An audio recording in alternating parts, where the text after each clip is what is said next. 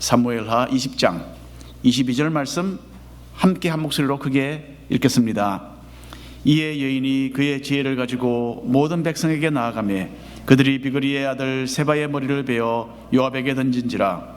이에 요압이 나팔을 불매 무리가 흩어져 성 앞에서 물러나 각기 장막으로 돌아가고 요압은 예루살렘으로 돌아와 왕에게 나아가니라. 아멘.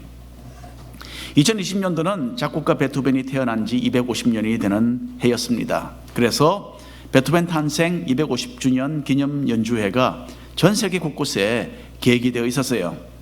하지만 갑작스럽게 들이닥친 팬데믹 때문에 모든 공연이 그만 취소되고 말았습니다. 작년에는 가지지 못했던 이 갖가지 행사가 올해에 조금이나마 이루어질 것 같습니다. 그래서 전시회를 비롯해서 오케스트라, 연주회, 오페라, 또 여러 다른 소규모의 음악회가 있을 예정입니다. 그리고 또 온라인으로도 연주회가 계획되어 있습니다. 베토벤은 56세의 짧은 인생을 살았습니다. 그리고 30살이 되기도 전에 기가 먹기 시작했어요. 기만 먹은 것이 아니라 귀에 잡음이 크게 들리는 그런 질병이 있잖아요. 그 문제와 씨름해야만 했습니다. 청각장애가 너무나 심각해져서 나중에는 사람의 말을 알아듣지 못하고 글을 써서 보여주어야만 뜻이 전달될 수 있었다고 합니다. 그런데 참 놀랍게도 베토벤은 청각을 상당히 많이 잃은 상태에서도 훌륭한 작품들, 음악 작품들을 만들어낼 수 있었어요. 귀는 들리지 않았지만 마음속에서 참으로 활기차고 아름다운 멜로디가 또 하모니가 많이 쏟아져 나왔던 것입니다. 고난을 통해서 오히려 위대한 작품을 많이 만들어낼 수 있었던 것이죠. 우리도 어려움을 통과하면서 하나님의 은혜를 더 깊이 이해하게 됩니다. 세상과는 멀어지고 주님께 더 가까이 다가가는 그런 계기가 되기 때문입니다. 그리고 이런 경험들을 통해서 하나님은 우리가 더 성숙한 모습으로 주님을 위해 살게 되도록 그렇게 또 이끌어 가십니다. 다윗은 주변 사람들로 인해서 많은 고난을 겪었어요. 하지만 이런 힘겨운 시간들은 다윗으로 하여금 하나님을 굳게 붙들도록 만들었습니다. 그리고 가장 아름다운 노래를 만들어서 다윗이 하나님께 기도를 올려드렸는데 잠시 시편 37편에 있는 말씀 읽어드립니다. 온전한 사람을 살피고 정직한 자들을 볼지어다. 모든 화평한 자의 미래는 평안이로다. 범죄자들은 함께 멸망하리니 악인의 미래는 끊어질 것이나 의인들의 구원은 여호와께로부터 오나니 그는 환난 때에 그들의 요새이시로다. 아멘. 다윗의 주변에는 의인들도 있었고 또 악인들도 있었어요. 다윗은 악인들은 결국 망하게 되지만 의인들은 하나님의 도우심을 받아서 안전할 것이다. 그렇게 노래합니다. 그리고 온전하고 정직한 성품으로 화평을 추구하는 사람은 평안의 복을 누리게 될 것이라고 선언했습니다. 사무엘하 20장에서 우리는 자신의 욕망을 채우기 위해서 제멋대로 행동하는 사람들을 만나게 됩니다. 그리고 그 와중에 평화의 도구로 사용되는 참으로 아름다운 사람도 있습니다. 하나님 중심의 성숙한 시각을 가지고서 평화의 도구로 쓰임받는 우리 모든 성도님들 되시기를 바랍니다. 아들 압살롬과의 전쟁 이후에 이스라엘 백성들 가운데서는 다윗을 다시 왕으로 맞이해야 한다라는 여론이 돌았습니다. 이 상황 가운데서 다윗은 사랑의 주도권을 먼저 행사하며 평화를 선포했습니다. 반역의 주동자로서 죄가 참 많았던 유다 지파 사람들을 용서하고 그들을 포용했어요. 그리고 다윗을 저주했기 때문에 죽어마땅했던 시므이라는 사람에게도 다윗은 은혜를 또 자비를 베풀어 주었습니다. 자, 이렇게 다윗은 평화의 사람이 되려고 안간힘을 다했어요. 하지만 다윗의 주변에는 평화에는 별로 관심이 없는 사람들로 가득했던 것 같습니다. 이런 사람들로 인해서 다윗은 또 다른 전쟁의 소용돌이 속에 빠져들고 말았어요.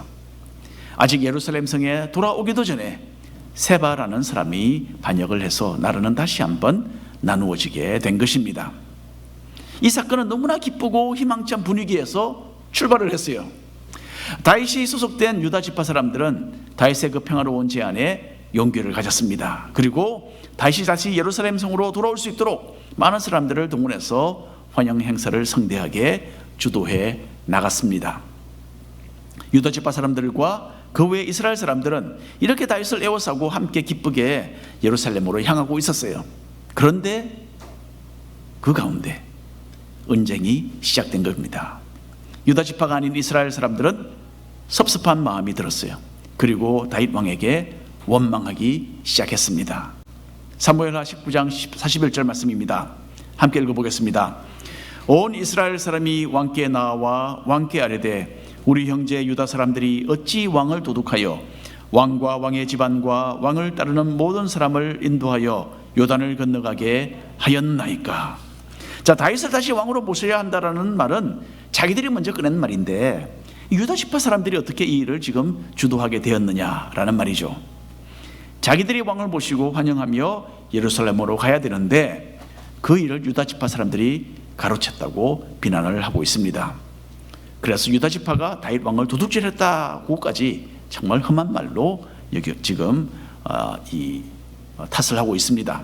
자, 다윗 왕을 기쁜 마음으로 환영해서 모신다라는 취지에서 모인 사람들이 이렇게 참 사소한 일로 감정을 상하게 되었습니다. 그런데 여기에 대해서 유다 사람들은 한술 더 떠서 더 심한 말로 이스라엘 사람들을 공격을 했어요. 42절 말씀인데 한 절씩 나눌 수 있겠습니다. 모든 유다 사람이 이스라엘 사람에게 대답하되 왕은 우리의 종친인 까닭이라 너희가 어찌 이 일에 대하여 분내느냐. 읽어보겠습니다.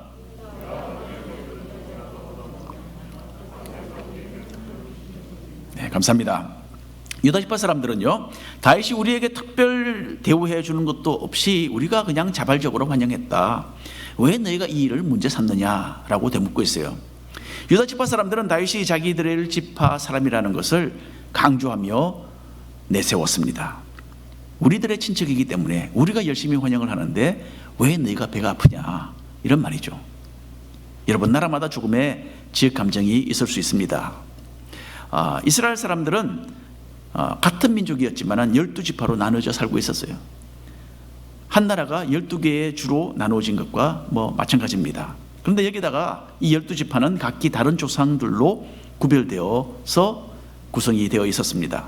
그렇기 때문에 서로 간에 작은 이런 어떤 민족 감정, 이런 게 싹트고 있었던 것이죠. 그리고 이런 감정은 다윗을 다시 왕으로 추대하고 환영하는 이 기쁜 날에 그 험한 얼굴을 드러내고 말았던 것입니다. 사무엘하 19장 43절 말씀입니다. 한 목소리로 읽어주시기 바랍니다. 유다 사람에게 대답하여 이르되 우리는 왕에 대하여 열 몫을 가졌으니 다윗에게 대하여 너희보다 더욱 관계가 있거늘 너희가 어찌 우리를 멸시하여 우리 왕을 모시오는 일에 먼저 우리와 의논하지 아니하였느냐 하나 유다 사람의 말이 이스라엘 사람의 말보다 더 강경하였더라. 이스라엘 사람들은 다윗이 온 이스라엘의 왕이기 때문에 자기들의 의견이 열 지파니까 더 10배나 더 중요하다, 그렇게 주장을 했어요. 그런데 불과 한 지파뿐인 너희가 마음대로 해서 되겠느냐, 그렇게 따지고 들었습니다. 이 말에 유다 지파들 사람들 더 강력하게 자기들의 주장을 내세웠다라고 합니다.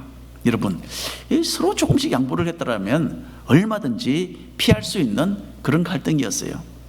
이스라엘 사람들은 유다 지파가 정말 신이 나서 저러는구나 라고 충분히 이해해 줄 수도 있었겠죠. 또 유다 지파는 다윗과 친척이라는 것을 강조할 것이 아니라 모두가 함께 우리 기뻐하자, 그리고 나머지 지파 사람들을 행사에 포함시킬 수도 있었을 것입니다.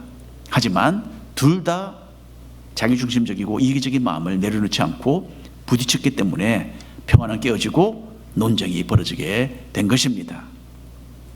여러분, 우리는 평화의 사람들이 되어야 합니다. 나의 영광을 추구하고 나의 욕심을 내세우면서 나의 주장을 펼치는 것은 진정한 성도의 모습이 아닙니다.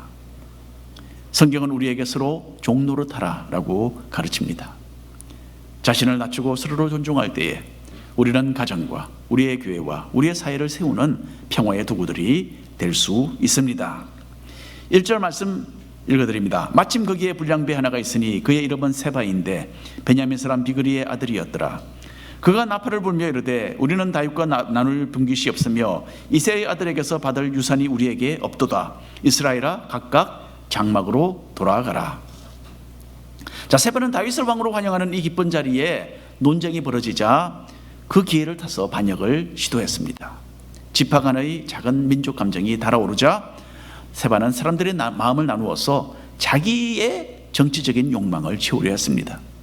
세바는 유다 지파를 적대시함으로써 그 외 나머지 이스라엘 사람들이 다윗 왕에게서 돌아서도록 만들었습니다. 그 세바는 불화의 도구가 된 것이죠. 그리고 불화의 주동자로서 잠시 나머지 이스라엘 지파의 지지를 받게 됩니다. 유다 지파 사람들은 다윗을 모시고 예루살렘으로 돌아갔고 나머지 이스라엘 사람들은 떨어져 나가서 세바를 따랐습니다.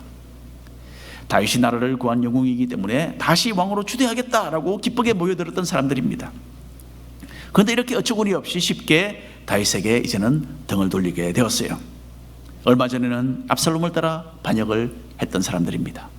그런데 이제는 이 똑같은 사람들이 또다시 세바를 따라서 다윗에 대하여 반역을 지금 하고 있습니다. 여러분, 이전에 목사님들 이런 말씀을 많이 하셨어요. 섭섭마귀를 주의해야 한다. 많이 들어보셨죠? 섭섭마귀를 주의해야 한다. 세바는 마치 마귀처럼 섭섭한 마음을 품은 사람들 속에 침투해 들어가서 이스라엘 백성들이 하나님의 뜻을 거스르도록 만들었습니다. 사사로운 감정 때문에 섭섭한 마음을 가지게 되면 큰 일을 망치게 됩니다. 하나님께서 기뻐하시고 영광이 되는 일에 자기 자신은 떨어뜨려 놓는 그런 경우가 되고요, 그 여파가 주변 사람들에게까지 미치게 됩니다. 불화의 도구가 아니라 평화의 도구들로 살아가시기를 바랍니다. 자, 다윗은 예루살렘에 도착하자마자 세바의 반역에 대응해야만 했습니다. 그래서 다윗은 아마사를 불러서 임무를 맡깁니다. 사흘 만에 군대를 소집해서 세바와 전쟁을 치를 준비를 갖추라, 그렇게 지시를 내렸어요.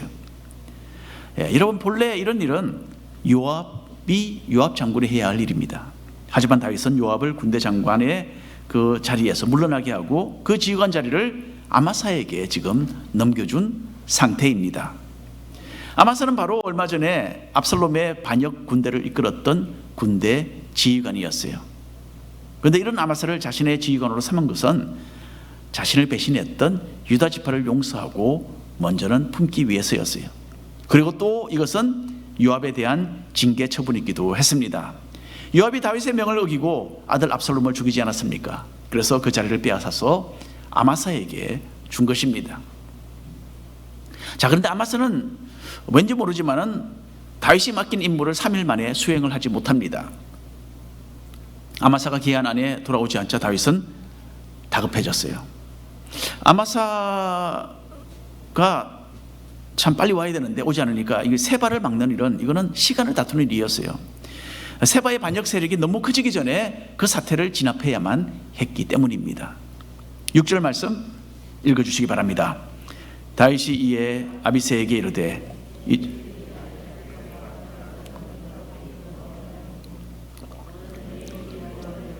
그 어디를 쫓아가라. 그가 견고한 성읍에 들어가 우리들을 피할까 염려하노라.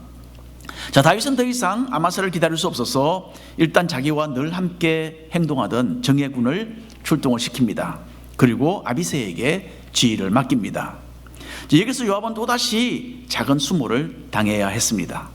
압살롬을 죽인 죄로 요압은 아비새의 지휘 아래 이제는 행동을 해야 되는 거죠.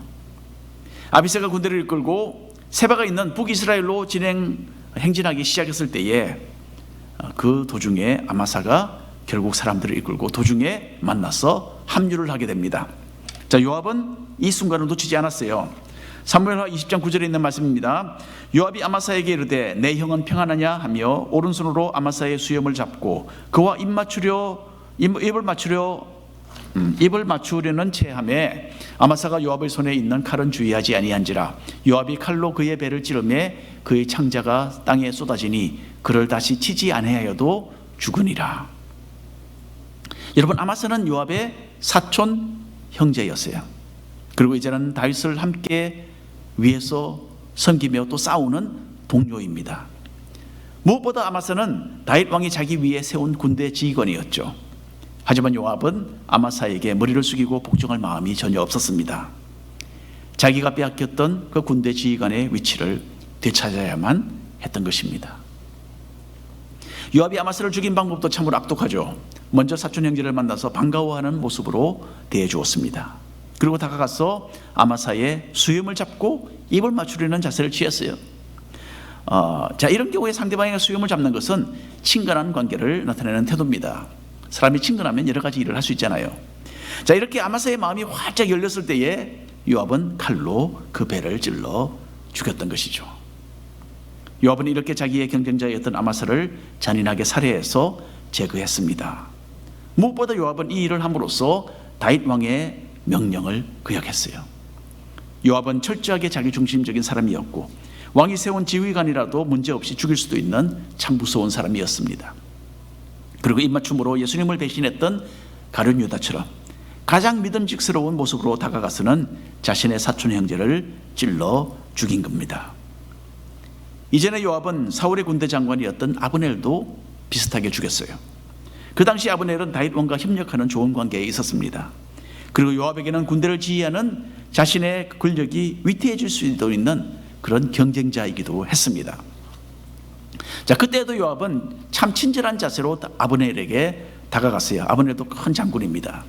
그리고 아브넬이 잠시 방심한 틈을 타서 칼로 배를 찔러 죽였습니다. 그때에도 요압은 전투 가운데 죽은 자식의 동생의 원수를 그 평안한 시기에 갚았던 것입니다. 요압은 한편으로는 참 유능한 장군으로서 다윗에게는 꼭 필요한 사람이었어요. 여부수 사람들과 전쟁을 해서 예루살렘을 정복하는 데에 앞장섰던 사람이 바로 요압입니다. 이렇게 큰 공을 세웠기 때문에 요압은 다윗에게서 군 지휘관의 위치를 얻게 되었어요. 그리고 그 후 요압은 가는 곳마다 전쟁에서 승리해서 다윗에게는 큰 도움이 되어 주었습니다. 하지만 동시에 요압은 다윗이 참 다루기 힘들어했던 인물이었어요. 너무나 중요한 역할을 해주었지만은 요압은 자기의 생각과 주장이 너무나 강했습니다. 그리고 다윗 왕의 직접적인 명령도 불순종하는 그런 오만한 사람이었어요. 다윗은 이렇게 골칫거리였던 요압을 제대로 다룰 수가 없었습니다. 다윗이 죽을 때까지 요압을 제대로 다루지 못했어요. 요압을 따르는 군대 세력이 강력해서 다윗은 왕이었지만도 요압을 자기 마음대로 하지 못했던 것입니다. 요압은 자기의 권력을 지키고 행사하고자 하는 욕망이 참으로 강했습니다. 이런 욕망은 우리가 요즘에 읽고 있는 책에서 이야기하는 것처럼 이런 욕망은 하나의 우상숭배였습니다. 요압은 이 일을 위해서는 왕의 명령을 어길 수도 있고 하나님도 두려워하지 않았던 것 같습니다. 그리고 요압은 여러 유능한 사람들의 피를 흘리면서 자기의 위치를 지켜 나갔던 것입니다. 여러분, 주님을 위해서 열심을 내는 사람일수록 이 요압 바이러스를 주의해야 합니다. 하나님의 영광을 위해서 헌신하는 가운데서도 우리는 언제나 우리 자신의 영광도 동시에 추구하려는 그런 욕망을 가지게 되기 때문입니다. 그리고 하나님의 이름으로 자신의 뜻을 추진하면서 주변에 있는 사람들을 다치게 하는 경우가 참으로 많이 있습니다. 이것이 바로 요압 바이러스가 가져오는 결과입니다. 요압 바이러스가 아니라 평화의 도구들로 살아가시기를 바랍니다. 군대 지휘관이었던 아마사를 끔찍하게 살해한 후에 요압은 이제 그 군사력을 자기의 손안에 넣습니다. 그리고는 자기가 그 군대를 이끌어요. 북쪽을 향해서 약 한 100마일을 행진해서 세바가 있는 아벨이라는 성읍에 도착을 합니다. 세바는 다윗의 군대가 곧 자기를 추격해 올 것을 알았어요. 그래서 그동안에 유다 지파를 제외한 이스라엘 모든 지파들을 다니면서 군대를 상당히 많이 일으켰습니다. 그리고 이곳 아벨이라는 성읍을 본부로 삼고서 다윗의 군대를 지금 기다리고 있었습니다. 자, 요압은 역시 전쟁에 탁월했어요. 아벨 성벽을 헐기 위해서 토성을 쌓고 공격에 들어갔습니다. 그리고 전세는 곧 요압 쪽으로 기울기 시작했어요. 그때 아벨 그 성벽 위에서 어느 여인이 큰 소리로 요압에게 외치기 시작했습니다. 그 내용 한번 재밌습니다. 읽어보시길 바랍니다. 18절 19절 말씀 한 목소리로. 아벨에게 가서 물을 것이라 하고 그 일을 끝내었나이다. 나는 이스라엘에 화평하고 충성된 자 중 하나이거늘 당신이 이스라엘 가운데 어머니 같은 성을 멸하고자 하시는도다. 어찌하여 당신이 여호와의 기업을 삼키고자 하시나이까. 자, 이 여인은 참 정중하게 하지만 강력한 목소리로 요압이 성읍을 공격하는 것에 대해서 문제를 제기하고 있습니다. 아벨 이 성읍 사람들은 예로부터 지혜가 있어서 주변 동네 사람들의 문제들을 해결해 주었다라고 여인이 이야기를 합니다. 이것은 무슨 뜻입니까? 그러니까 말로 하면 잘 해결될 일인데 왜 이렇게 무력을 사용하느냐라면서 요압의 잘못을 지적하는 말입니다. 자, 여인은 이렇게 지혜가 있고 충성되며 또 평화를 사랑하는 성읍을 공격하는 것은 마땅하지 않다라고 요압에게 이야기합니다. 아벨은 존중해야 할 어머니와 같은 성이다. 그러니까 이 성을 치는 것은 하나님의 뜻을 거스르는 일이라고 담대하게 선언하고 있습니다. 자, 여인의 이 지혜로운 말을 들은 요압은 한 걸음 물러서죠. 나는 그것을 내가 원하는 것이 아니다 라고 이야기를 합니다. 다윗을 대적하는 세바만 넘겨주면 나는 물러가겠다라고 대답을 합니다.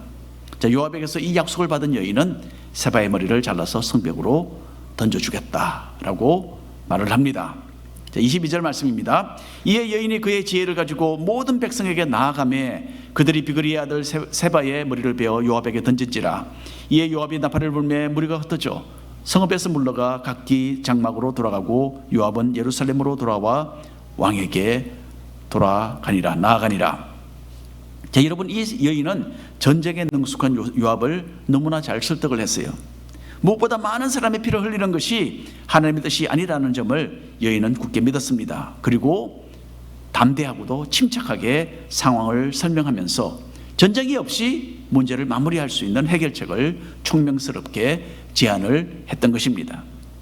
그리고 이 지혜로운 여인은 자기 성읍 사람들 앞에 서서 이제는 그들을 설득하기 시작했어요. 무슨 말을 어떻게 했는지는 기록이 되어 있지 않습니다. 아마도 하나님의 기름 부어 세우신 다윗 왕에게 반역을 한다면 형통하지 못할 것이다, 그렇게 말하지 않았겠습니까? 그리고 반역의 주동자 세바를 넘겨주어서 아벨 성읍의 이 오명을 벗어야 한다라고 참 지혜롭게 설득을 했을 것 같습니다. 자, 성읍 사람들은 이 여인의 말을 귀담아 들었어요. 그리고 세바의 머리를 붙잡고서 베어서 요압에게 던져주었습니다. 이렇게 세바의 이 반역 사건은 참 어처구니 없이 시작됐다가 너무나 간단하게 마무리되었습니다. 요압은 예루살렘으로 돌아가고 그 여인은 성읍을 구해내었습니다. 그 안에 사는 백성들을 다 구했습니다. 그리고 나아가서는 또 한 번의 참 내전을 치르는 그 상황에서 이스라엘 나라를 건져내는 이 엄청난 일을 이 여인이 해내었던 것입니다. 여러분, 이 여인의 이 활약 너무나 대단합니다. 그 당시에 아벨 성읍에는 곳곳에 세바를 지지하는 반역 군들이 있었습니다. 그런데도 성읍을 전쟁에서 보호하기 위해서 모든 사람이 듣는 가운데서 공개적으로 요압과 이렇게 이 여인은 대화를 나누었던 것입니다. 용기가 없었다면, 세바가 두려워서 요압과 이런 거래를 하지 못했겠죠. 어느 남자도 하지 못할 일을 이 지혜로운 여인이 해낸 것입니다. 아벨 성읍의 이 지혜로운 여인은요, 하나님의 평화의 도구였습니다. 이와 같이 우리 가정과 교회에는 우리 여기 앉아 계시는 여자분들의 담대한 신앙이 꼭 필요합니다. 간혹 한 번씩 남자들이 어리석어서 엉뚱한 방향으로 갈 때는 여자분들이 기도와 말씀으로 지혜롭게 붙들어 주셔야 합니다. 오늘 결론의 말씀드립니다. 다윗은 평화를 간절히 원했습니다. 하지만 다윗 주변에는 평화롭지 못한 사람들이 많이 있었어요. 유다 지파가 그랬지 않습니까? 그리고 나머지 이스라엘 지파도 그랬습니다. 세바는 불화의 앞잡이였고 요압도 결코 평화로운 사람이 아니었어요. 하지만 아벨 성읍의 이 지혜로운 여인은 진정한 평화의 도구였습니다. 신변의 위험을 무릅쓰고 참으로 담대한 신앙과 지혜로서 하나님의 뜻을 사람들에게 알리며 그들을 설득했던 것입니다. 지금부터 800년 전에 성 프란시스는 유명한 기도문을 썼습니다. 우리가 잘 알고 있습니다. 주여 나를 평화의 도구로 써주소서. 미움이 있는 곳에 사랑을, 상처가 있는 곳에 용서를, 분열이 있는 곳에 일치를, 의혹이 있는 곳에 믿음을 심게 하소서. 위로받기보다는 위로하고, 이해받기보다는 이해하며, 사랑받기보다는 사랑하며, 주님을 온전히 믿음으로 영생을 얻기 때문이니 주여 나를 평화의 도구로 써주소서. 아멘. 여러분의 가정과 또 이 교회와 또 여러분의 일터에서 주님의 평화의 도구들로 살아가시기를 축원합니다. 기도하겠습니다. 주 하나님,